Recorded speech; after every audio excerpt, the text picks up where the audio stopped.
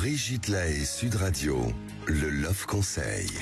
Eh bien, on va parler dans ce Love Conseil de la manière de communiquer ses besoins. Alors, parce que pour être heureux, on a besoin d'être reconnu déjà.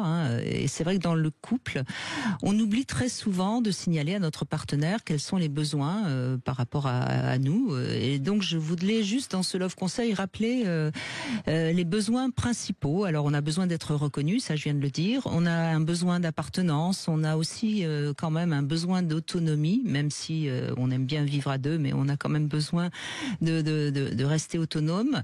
Donc je crois que quand on sait tout ça, je crois que c'est important de pas contredire son partenaire, surtout en public, évidemment, parce qu'à partir de ce moment-là, on va évidemment abîmer ses besoins.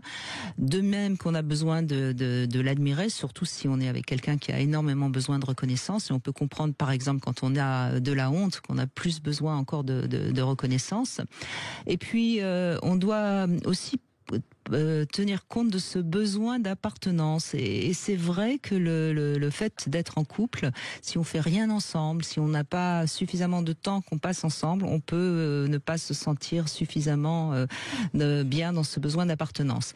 Donc ça veut dire aussi qu'il est important de présenter son partenaire à ses proches, de prouver qu'on est ensemble.